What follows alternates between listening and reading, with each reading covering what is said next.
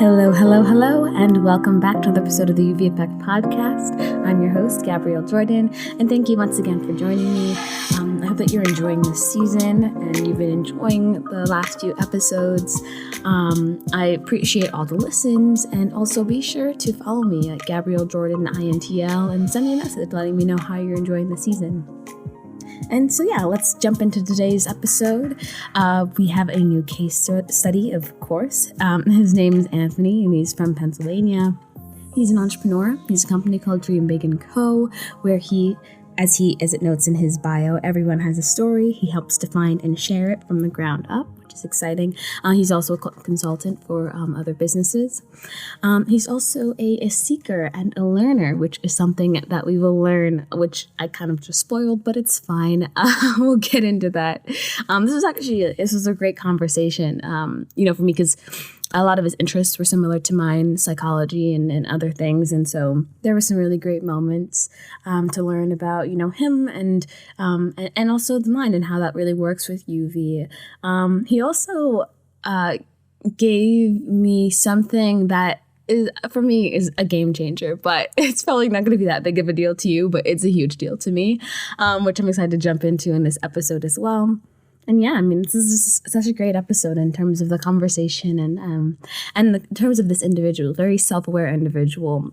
So he's really able to give the insight needed into him and into how he functions and how his unique value really operates. So it's great. So let's go ahead and jump right in. But first, be sure to subscribe and share. And also, if you're interested in being a part of the UV Effect research project and would like to possibly be on the podcast, be sure to go on to GabrielleJordanInspires.com/research to submit an application. All right, let's do this. All right, let's go ahead and jump right in. We're starting off, of course, with step 1, identify. Just as a little recap, what we're seeking to identify in step 1 is what makes that individual unique. Right. This whole process is about uncovering one's unique value. And so this first step is about figuring out what makes that person unique. And that all comes down to, by the end of this, identifying a person's unique combination of innate gifts, which are basically these inherent natural abilities. They're internal, that allows a person to function in their own way, especially when in combination, when they are working together. Of course, that'll make more sense as we continue, in this process. You'll see what I'm talking about. But to start, we're going to actually start with this moment, which was the second question in this step, asking about if this individual enjoys his own company. He says absolutely. He says he's his best friend. I totally feel that. I connect. Same with me. But yes, and then he went on to discuss, why that is, why he enjoys his company. He talks about it allows him to be artistic and to be authentically himself without judgment. Of course, there's a little critique. We always critique ourselves, but he finds that he's in a place where he can just be truly authentic with himself and really understand and uncover things about himself in a healthy way, which is fantastic. But what I want to share is this next moment where I ask him when he doesn't enjoy his own company.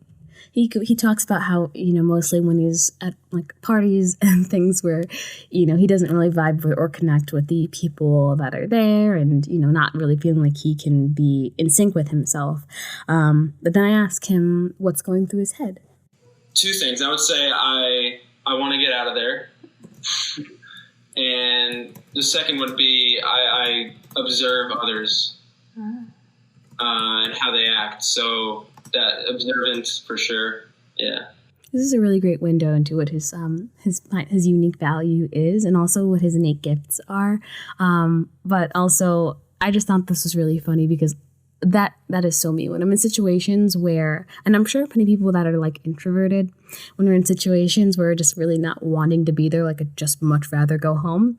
At least for me, I tend to become very observant of people and mannerisms and habits. And I kind of turn it into a game in order to learn a little bit more about people while I'm in this situation. So I just thought that was really funny and probably something that other people can connect to. But also, it really is a fantastic window into how he operates and how he functions. And so, that'll become clear as we go. So let's keep moving forward. Okay. On a scale of 1 to 10, how comfortable are you with leaving your profession? If you had to or if you wanted to. Yeah, I would say 3. 3. Okay. How come? Yeah, I would be devastated if I could never do this ever again and I had to leave. I enjoy building and doing stuff on my own. I enjoy making films and content and helping others do the same and helping them find and share their story. But if I had to leave to do study psychology or neurology, I would. You speed up on me. Hold on, that's the next question. He kept doing that, throughout the research. He continued to answer questions way before I was ready. But yeah, so clearly he's very devoted to his work. He loves what he's doing. He's passionate about it, and that's great. But I asked this question and the following question, which I'm going to share, in order to gauge how confident or comfortable a person is with shifting and moving and where else they might be able to go, what other gifts or what other talents could he pursue, and how confident he is in his potential, right? And so this next moment will really allow us to dive into that a little bit deeper, and it gives us some great insight into what he believes he does best for others and how else he could do that. So the next question was, what new profession or source of income would it ideally be if you had to leave? And you said psychology, neurology, and can you give me a reason why you gravitate to those fields?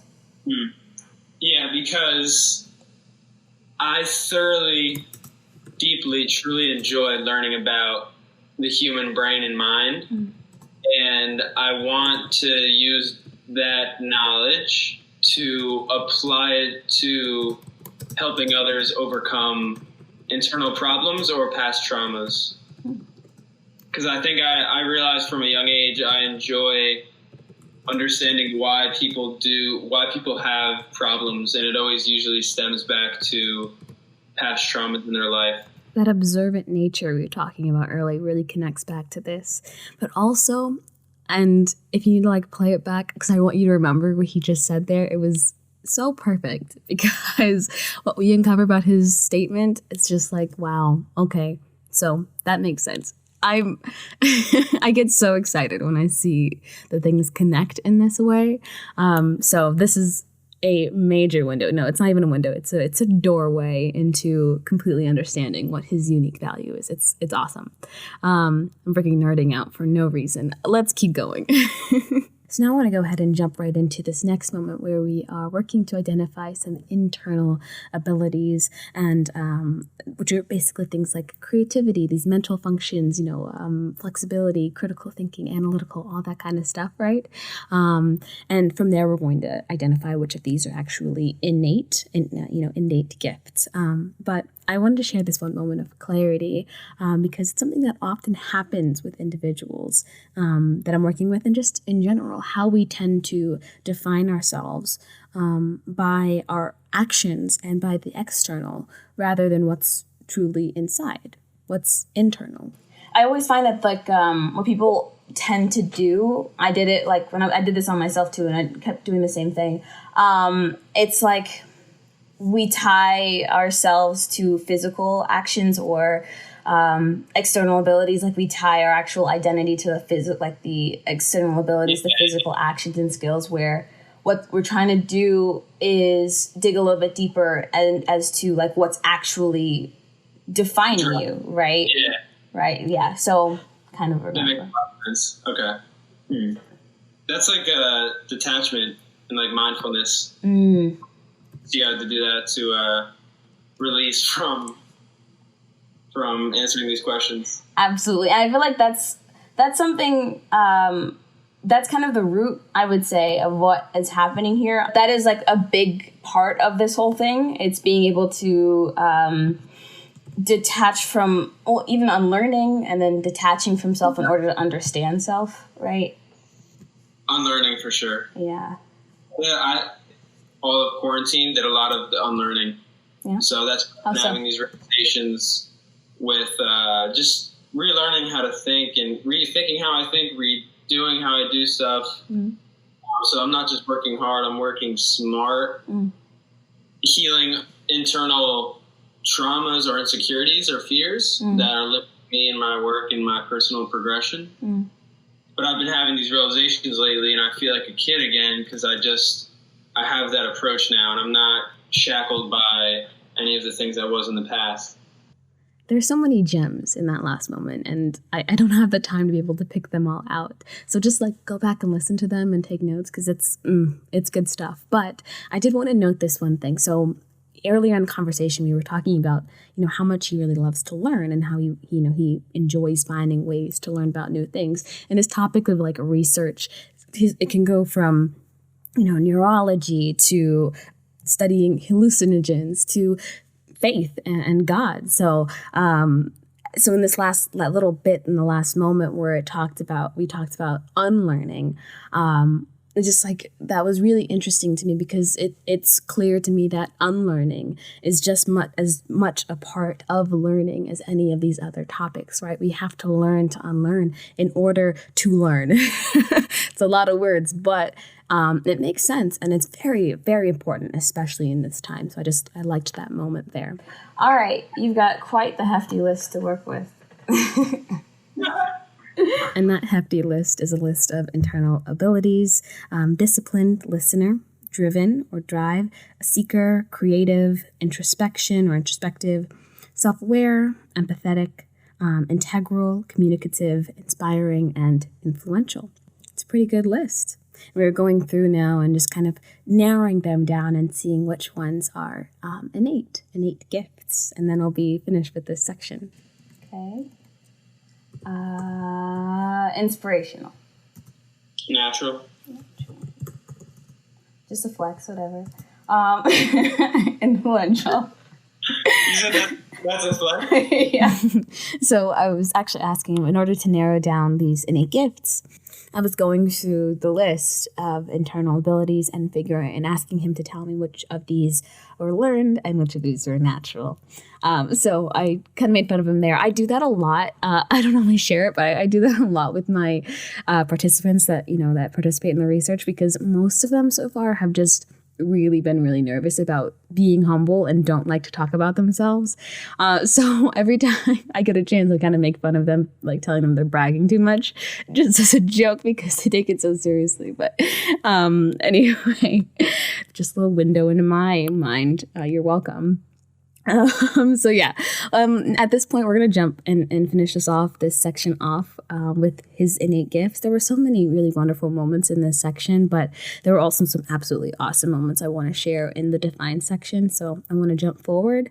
But his final innate gifts are these: discipline, learner or learning, self-motivated, introspective, self-aware, empathetic, inspiring, and a seeker. Great. Okay, so let's kick off define. Step 2, define, with this first moment. So the next question is, would you consider yourself to be a valuable individual? Yes. Yes, okay. Why? Because I create impact in different ways. First off being, I help alleviate people's internal pressure and problems.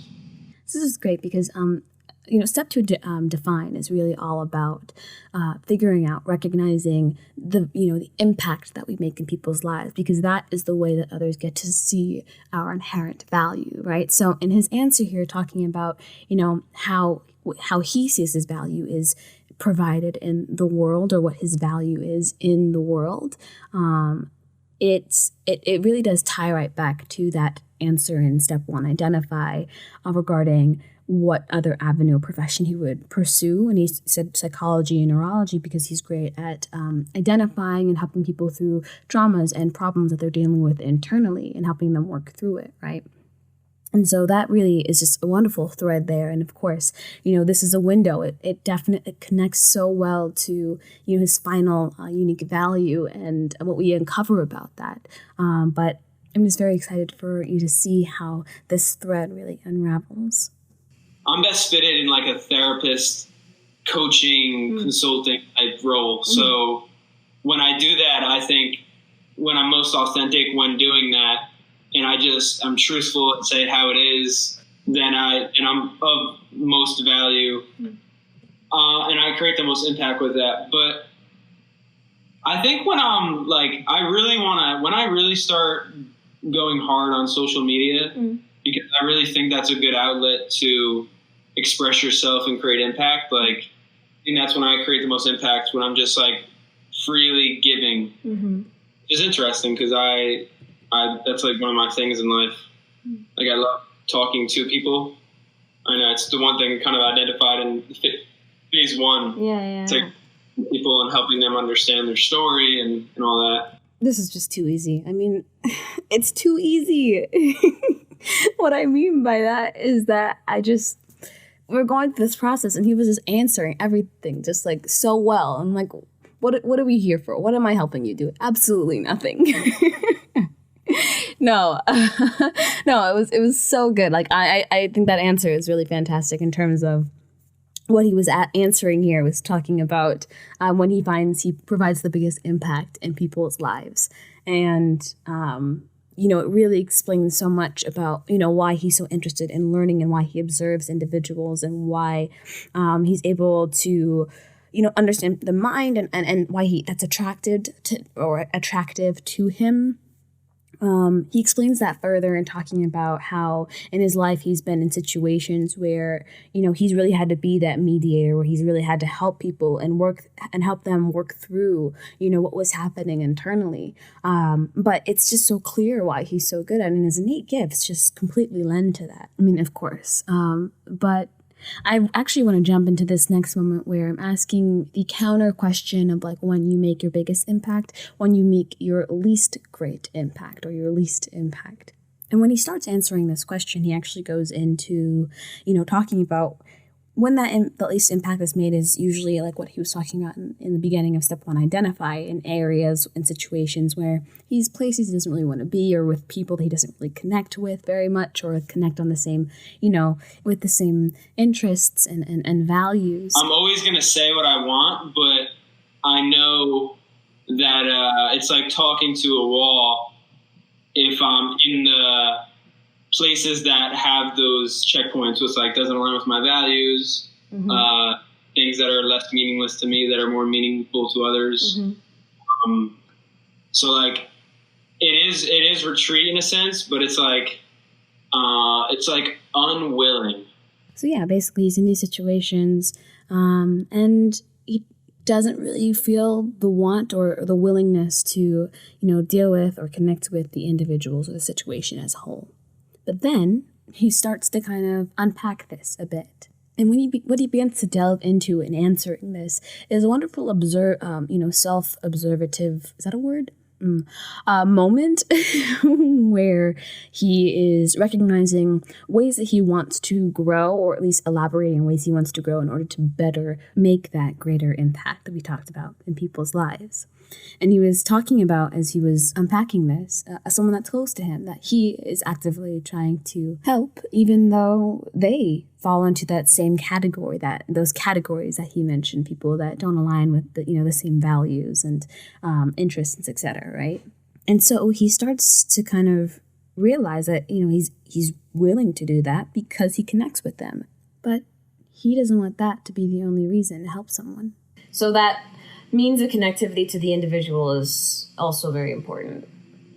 Yeah, exactly. Right. I want to get to the point, and this is what big realization lately. And I know I'm going on a tangent, but I want to get to the point where I just speak my truth and let it go. Like there's not a retreat or an unwillingness, because I'm just speaking my truth, which is authenticity point. So you don't necessarily want like that, the need to have like a connection to the individual. Would you prefer, like, just because I'm trying to understand, but would you prefer that you could be able to be open and honest with anybody, no matter if your values or whatever relate or correlate? Is that what you're saying? This was a very interesting point for me because we just recently had a conversation in a couple of podcast episodes ago discussing how important connectivity is important to how your impact is received. But he's coming at this as a very different angle, right? It's not so much about if the person, I mean, obviously it is important if the person connects to you, but that's not where he's focused. He is now focused on not making it so much about how much he connects to the individual, making more of his focus about just being able to effectively impact the person's life, whether their values correlate, whether they, seem to be the right fit or not, which is very interesting because something I constantly say is, that we're not meant for everyone, that we're not meant to help anyone, or not anyone, everyone. And I don't think he's saying that he's going to help the entire world, but his mindset is very big and actually very important to be able to look at every person and see the potential to impact their lives in a positive way, to make change. And because that is the greatest potential that any human being has to offer, right? Is to change something, to change a person's mind, to change the world in its entirety. Every bit of change is unlocking more and more fulfillment of our potential. So I really liked that point. It was really important. Yeah. So you aspire kind of to reach out more, right? Yeah. And I think that first comes from me reaching deeper inside, because then I can expand outward, which is what I've been doing. Because it's like you're kind of working backwards. Say if I were to just go out, like for myself without going in, I'd have so much more room to make up because I would be working backwards trying to like heal wounds, whereas I'm like stitching the scars, trying my best, but then going out because they're like healed. So break open again. Do you mind expanding on that just a little bit? Just because, yeah. It's sort of like the best way to put it is just, it's like you reprogram or you heal traumas that you haven't before, because then you can be the most of service and of impact and value person, because you don't have anything holding you back. So when I mentioned before, when you asked the question of when you're most impactful, like when I don't have the stress or anxiety of things, I'm really giving. And that's like the point I'm trying to get to with like going inward, understanding self, healing certain traumas and insecurities, establishing what it is I'm fearful of, because then from there I can build a solid foundation of good and positive, and just like addressing and embracing what it is that I was neglecting, so I can just like move forward without those things weighing me down when I would just be freely given. Gems, absolute gems. I need to just put your votes in for what you think is the base of his unique value is, because I feel like it's clear as day. You're all gonna get it right. No, but seriously, that was such a great point there. I mean, obviously, working. I just love that how he was saying that, working internally, right, before you try to go out and help others, and then obviously, that's something that we know and that we learn, but it's so important to remember that, specifically like for him, who is very interested and wants to be able to go out and heal and help others, but recognizing, his own and our own traumas and our own things that, the open sores, right, that we we just recently patched up but have not healed yet. It's so important to work inwards first to heal those sores before we go out and try to heal others, right? It's like that verse that says, try and get the speck out of your brother's eye without taking the plank out of your own, right?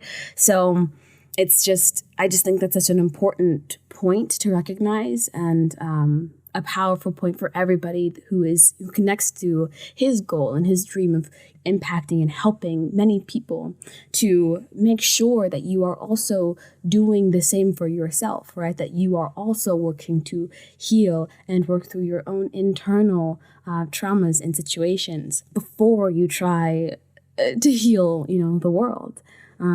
It's very beautiful and a very important point. So yeah. We're going to go now into the final statement aspect of this, getting his final unique value statement. I wanted to start by sharing the aspect of his innate gifts, how he describes how his innate gifts work together, operate together, how it allows him to function. Because his answer, it allows us to see the full picture of what we're painting in this case study, to really see how things are coming together. So we'll jump into that. I'm looking at all the innate gifts, and I'm thinking how it helps me get out of my own way or navigate through my not knowing something. Because, I think, some people know the issue and they're not willing, which is a different story. But for me, that'll never be the case, because I'm always willing to change or take action if I know. So for me, it's Ray Dalio says his ability to basically navigate his not knowing is what makes him successful, because his not knowing is largely greater than his knowing. It's basically your unconscious, your non-conscious is largely greater than your conscious. So I was thinking of getting out of my own way. How do these things help me discover more of what I need to do and how I need to do it well in order to operate best, most efficiently, most optimally. So my introspective abilities allow me to continue to dive deep into internally.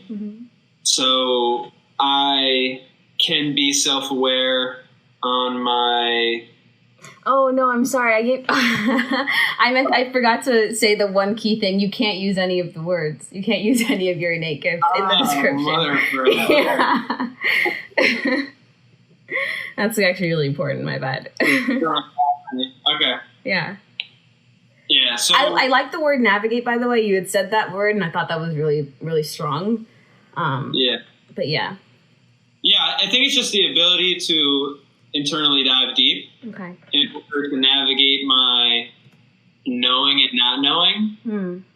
So I can best design my life, communicate with others, and be the architect of my future. So yeah, that's pretty clear. I think that has been gathered bit by bit throughout this episode. But then also he goes into what his impact is, and he, it's very important for him that he's using the word that he's a guide, right? He talks extensively about how important it is to not feel like you have to be hands-on, to allow the person to get to the place they need to get to internally, and to help them through that, so that they're the ones that are going through it and learning it and working through it, making their own choices. And I thought that's such a great point. And so he comes up with this kind of description for his impact, which is being a guide for helping others through what he says is their internal jungle, to help them to embrace it, to discover it, and to embody that, which, that's great. So then we went in and we, worked to create his final statement. I had written out my first idea of what it was, and then he came back. And when he came back, he changed something about this statement, and that ended up changing everything for me. Not even joking.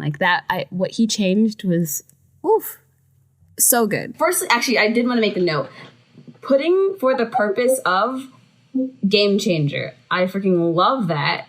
And every person so far I've said in order to, but for the purpose of, I think I might be using in the future. That's really good. So for every past statement, when we're putting these statements together, it's always your innate gifts plus your impact, right? That's how we kind of put it together. And I always used in order to for that link, right? You use your innate gifts in order to create your impact, right? But when he went ahead and switched it up to for the purpose of, I just said, wait a second. I have been using that ever since this interview. It'll be showing up in the next, the rest of the episodes because I've been using it ever since. It's just so good because that's what this whole thing is about. It's about purpose. It's about understanding your design, what you are purposed to do, and how you bring that in the world for the purpose of. Anthony, thank you. Like, just freaking research breakthrough if I've ever heard of one. No, but yes, I love that. And I wanted to just share that moment because it's going to change from now on. If you can recall from the last episode, it's always been in order to, and from here on out, it is for the purpose of. Thank you very much. Okay, so at this point we came up with a final statement, and this is what it was. My unique value is navigating conscious perceptions for the purpose of drawing others back towards an authentic understanding of self. So basically what that's saying is that he navigates his own perceptions, which he is aware of, in order to, for the purpose of drawing people, helping others to get to an authentic understanding of themselves, to understand themselves better, right? In an entirety. So with that statement, neither of us were actually very happy with it. For me, my issue is with how it connected, right? How his innate gifts, being able to be conscious of his own perceptions, how that actually created the impact that it said that it made, helping people towards an understanding of themselves, right? I didn't see the connection. And so we put quite a bit of time into it, but we decided that, this was where we were going to get to right now, and we ended the call. Because, it was a lot of time and we didn't want to put too much more energy. We were already a bit tired. So yeah. But even though we ended the call, I decided to mess around a bit. And I do this sometimes, for the sake of my research. I do this sometimes. I mess around with, the statement when I don't feel it's completely right. I copy and paste it and I kind of mess around with it based off everything that I've observed and got from the conversation. And so I'm going to share with you guys a never before seen or heard moment where I am finagling the statement, and you guys can kind of hear how I work through what makes the statement a strong one, what really helps to define a unique value. So hope you enjoy. Okay, so we finished this call, but like we said, we're just going to step away. I need to step away, but I'm not going to. Here's what I'm thinking. The current statement is, my unique value is navigating conscious perceptions for the purpose of drawing others back towards an authentic understanding of self. But what it seems to me, if I look back at his innate gifts, discipline, learner, self-motivated, introspective, self-aware, empathetic, inspiring, seeker. It's all about learning. It's about, not all about, but a lot of it is about uncovering something, right? It's about seeing more than what is clear or what's like visual. So I would change the word, my unique value is navigating conscious perceptions, and change it to navigating first non-conscious perspectives. No, the ability to see, hear, perceptions, would be considered what? The ability to see, hear, or become aware of something through the senses. The state of being or process of becoming aware of something through the senses. Intuitive understanding and insight. A way of regarding, understanding, or interpreting something, a mental impression. Precepts. What's a precept? An object or perception, something that is perceived. Non-conscious precept. Process of perception. Interesting. Perceptions is really good. Perception. Non-conscious perception. My unique value is navigating non-conscious perception for the purpose of drawing others towards an authentic understanding of self. Navigating non-conscious perception for the purpose of guiding others towards an authentic understanding of self. My unique value is navigating non-conscious perception.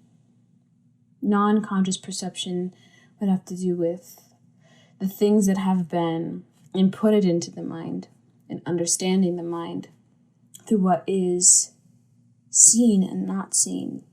Yeah. Non-conscious perception is navigating non-conscious perception. Oh, yes. Ooh, for the purpose of guiding others.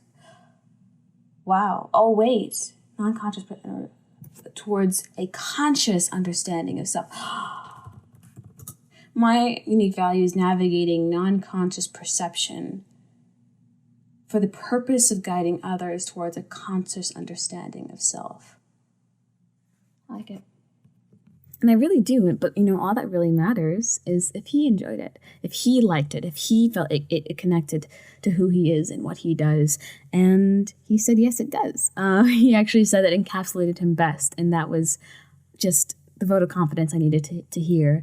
But, it was really, though it wasn't easy, but it was fairly easy in a way, because like I was saying, he gave me so much in this research to pull from the answers that he shared with me, what he does best, what he loves, how it impacts people. Like, it really gave me enough to really work in and to dive into what he does. And that really is starting with the innate gifts, talking about how this introspective, seeking, learning mentality makes him want to dive in and to uncover, like he said, the knowing and the not knowing, right? Uncover what he is aware of and what he's not aware of. And for me, that was like what he's unaware of is that non-conscious area of the mind. And then also what he is aware of is the perceptions, the things that guide his mentality and thoughts and his values and how he sees the world, right? So that was that conscious, that knowing and that not knowing, right?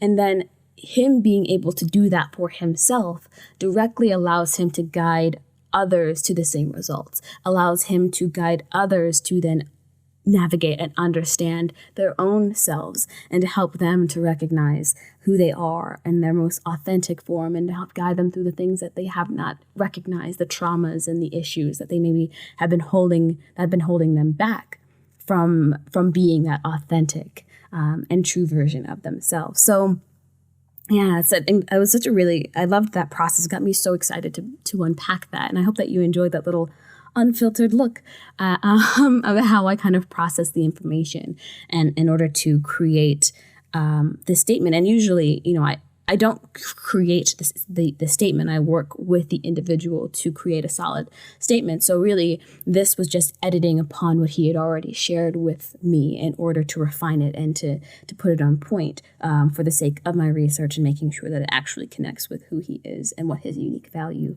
is. So it was really great. And just to finish off, I'll share with you one moment where it kind of felt like he was reiterating everything that we were saying and just really caps off this moment. And this came from step 3, embrace. Thinking about your unique value, because I put the word purpose to it as well. So thinking about your unique value, thinking about purpose, how can understanding this thing help you to then accept the things that you try to push away? So it's like being untrusting. You're saying what would happen if I were to accept it fully, like how I would be more in my purpose, my unique value. More so, and it seems to me that you already kind of have a sense of acceptance, but I'm more so asking, how can understanding purpose allow you to then accept the aspects of you that you don't accept? Oh, I see it. Wow. Okay. So, so that's good then. I would say my purpose is like allowing me to be my own experimentation, because I had these non-conscious perceptions before, conscious now, in which I'm guiding myself to understand that these are a part of me for a reason. I've said it before, I'm going to say it again. What we do for others is often what we are doing for ourselves, is actually exactly what we are doing for ourselves. I always tell every participant in terms of when we're creating the final statement that if you can put yourself in the place of the other, right? If you can put yourself saying that this is what, like for his statement, for example, being my unique value is navigating non-conscious perception for the purpose of guiding others.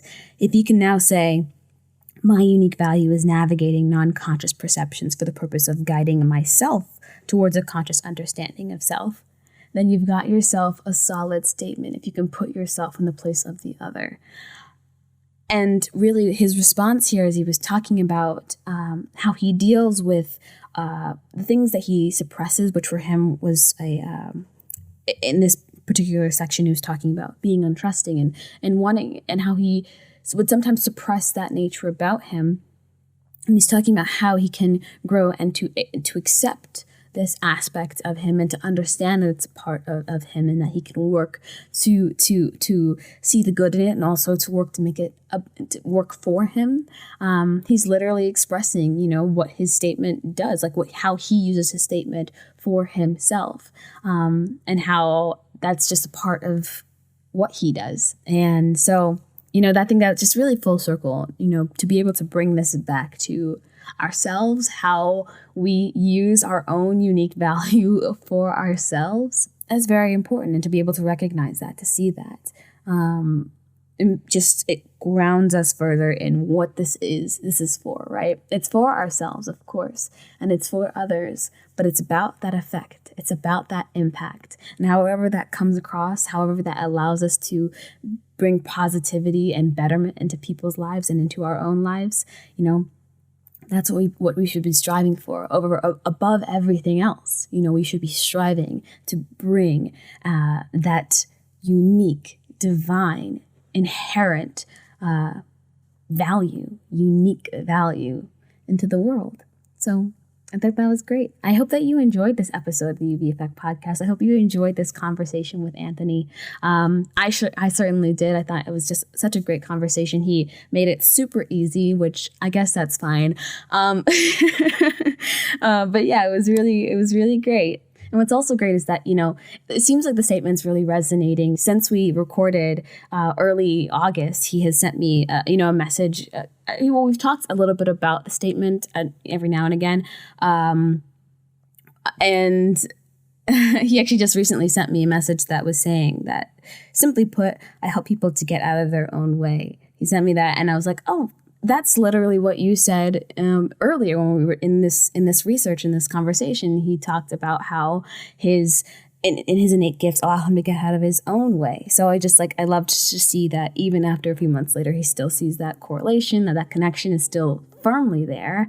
And it's just that means the world to me, that he really does connect with the statement, and that he's thinking about it and using it in his life more intentionally. I freaking love that. That makes us all purposeful for me as well. So I hope that you got some really nice, insights and good moments from this. If you did, be sure to share and to subscribe so you don't miss another episode. Also, if you'd like to be part of the UV Effect Research Project, possibly have your case study shared here on the podcast, make sure to send, to go to GabrielleJordaninspires.com/research in order to submit an application. And yeah, thank you once again for joining me. I will see you next Thursday. Have a good one, and see you then.